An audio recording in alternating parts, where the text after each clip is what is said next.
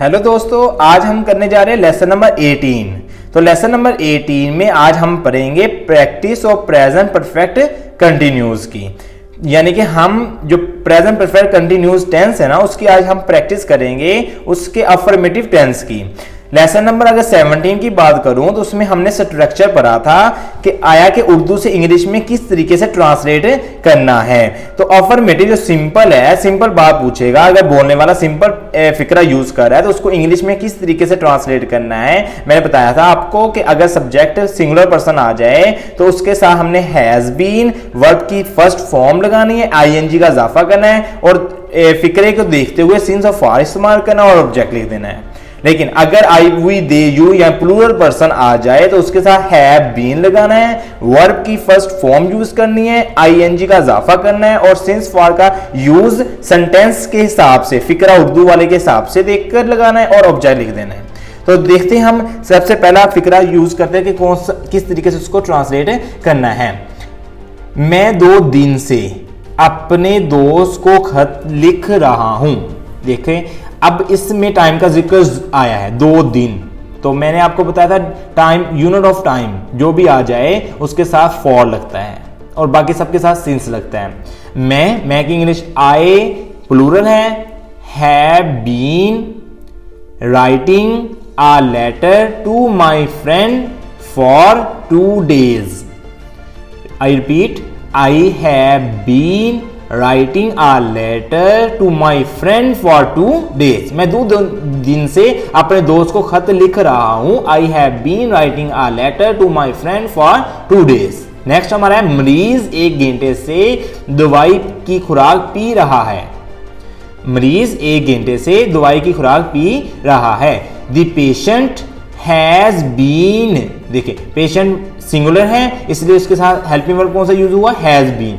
The patient has been taking a dose of medicine, 1 घंटा unit of time, for 1 hour, इसलिए for लगा है। The patient has been taking a dose of medicine for 1 hour। Next, principal साहब सुबह से तलबा से खिताब कर रहे हैं।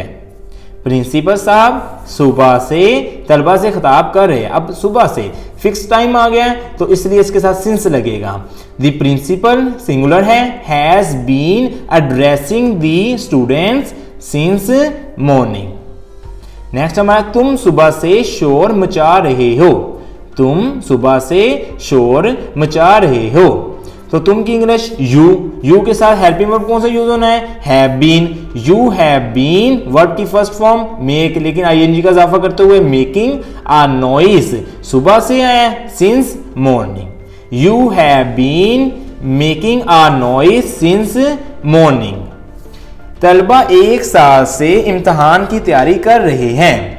तो तलबा स्टूडेंट्स ज्यादा है, प्लूरल है, उसके साथ हैव बीन लगेगा, वर्ब की फर्स्ट फॉर्म आईएनजी का इजाफा करेंगे और ऑब्जेक्ट के साथ सिंस ऑफ फॉर यूज करेंगे। Students have been preparing the exam for 1 year। Students have been preparing the exam for 1 year, 1 साल है इसलिए फॉर का यूज करेंगे।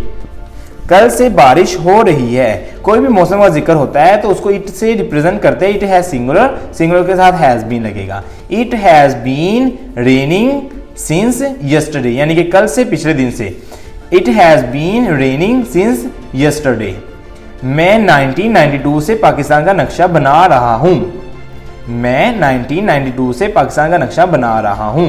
तो फिक्स डेट उसके साथ सिंस का यूज करेंगे। I have been making a map of Pakistan since 1992। I have been making a map of Pakistan since 1992। Next हमारा, मैं 2 दिन से आपका इंतजार कर रहा हूं। तो फिर 2 दिन अगर डेज आया तो फॉर लगेगा। I have been waiting you for 2 days, 2 दिनों से। I have been waiting you for 2 days। देखिए नेक्स्ट हमारा है, बच्चा काफी देर से रो रहा है। तो काफी देर से, तो इसके साथ भी फॉर लगेगा।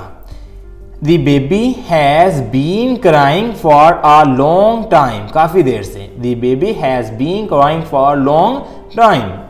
वो बचपन से ही बुरी सोहबत में बैठता रहा है। वो बचपन से ही बुरी सोहबत में बैठता रहा है। बचपन आ गया तो इसके साथ भी क्या लगेगा, सिंस लगेगा। He has been in bad company since his childhood. He has been in bad company since his childhood. वो कई सालों से वजीफा हासिल करने की कोशिश कर रहा है। कई साल, सॉरी फॉर का यूज होगा। They have been ज्यादा है तो प्लूरल मीन्स have been लगेगा। They have been trying to get stipend या scholarship for many years. They have been trying to get stipend for many years. मैं जनवरी से नए वक़्त का मुतालिया कर रहा हूं। तो देखो जनवरी आया फिक्स डेट, तो उसके साथ सिंस का यूज करेंगे। I have been studying the new time, नए वक़्त, new time since January. I have been studying the new time since January. वो 1990 से मुल्क की खिदमत कर रहा है। फिक्स डेट है तो इसके लिए सिंस का यूज करेंगे। ही हैज़ बीन, तो वो है तो सिंगुलर है इसलिए हैज़ बीन। सर्व होती है फर्स्ट फॉर्म, आईएनजी का इजाफा किया और सिंस फॉर का यूज और object. He has been serving the country since 1990। मुसाफिर 4 घंटों से गाड़ी का इंतजार कर रहे हैं। Passengers have been waiting for the car for 4 hours. Passengers have been waiting for the car for 4 hours.